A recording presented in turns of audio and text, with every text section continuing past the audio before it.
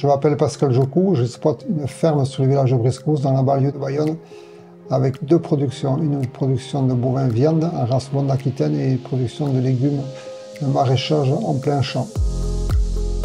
La diversification de mon exploitation est ma spécificité.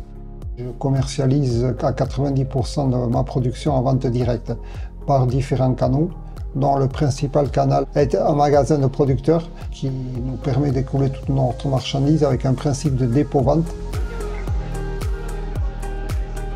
Le reste de ma production est principalement vendu aussi par un petit marché que j'effectue tous les jeudis du mois de juillet jusqu'à fin décembre sur mon exploitation. Donc là, je propose ma production de légumes et de mes conserves de viande que j'effectue aussi. Et j'agrémente ces ventes au début du mois de juillet d'une visite à la ferme et j'explique le fonctionnement de mon exploitation à travers mon élevage et ma production maraîchère. Ça permet d'avoir des échanges très constructifs. Donc c'est vrai que ça a été un gros booster pour mon exploitation, le fait de pouvoir créer ce magasin de producteurs et de commercialiser surtout ma production de viande bovine. Ça m'a permis aussi de développer mon activité de maraîchage. Du coup, j'ai embauché une personne à temps plein.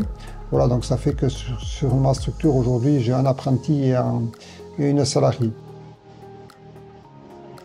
L'agriculture peut se passer de diversification, oui ou pas. Tout dépend du système d'exploitation qu'on a. Il faut savoir s'adapter à son système d'exploitation, à son territoire. Aujourd'hui, la vente directe, cela reste quand même un métier un peu difficile à appréhender. Donc moi, je suis plutôt pour une pluralité d'exploitation qui doit s'adapter en fonction de son territoire et des hommes qui la pratiquent. Bien sûr, il a fallu se former pour la vente directe. Donc déjà, il y avait l'expérience qu'on avait sur les marchés, l'expérience acquise, le contact avec les clients, qui est toujours très intéressant et toujours gratifiant. Ce qui me plaît dans la diversification, c'est qu'on arrive à aller jusqu'au bout de la démarche.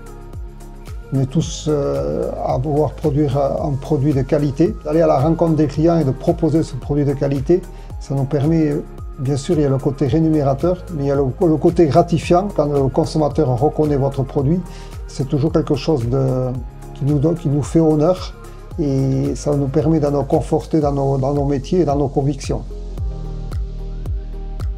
Des conseils pour se lancer en diversification. Il faut aller au contact des gens qui l'ont déjà fait. Je pense que c'est déjà la première étape de se former et d'aller rencontrer les personnes et après être appuyé techniquement. Je pense que c'est des nouveaux métiers pour nous. On a besoin d'expertise, de conseils. Ce n'est pas des aventures neutres non plus en termes d'engagement financier. Mais avec le recul, je reconnais que ça a été indispensable pour qu'on puisse obtenir aujourd'hui le résultat qu'on a dans notre magasin.